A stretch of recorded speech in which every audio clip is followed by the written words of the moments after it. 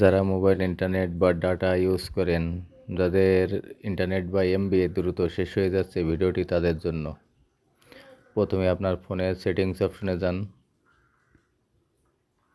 এখান থেকে apps management অপশনটি খুঁজে বাইর করুন। আমার এখানে যেহেতু অ্যাপস দেখাচ্ছে, এটাতে ক্লিক করুন। এখানে আপনার ফোনের সব অ্যাপস দেখতে পাবেন।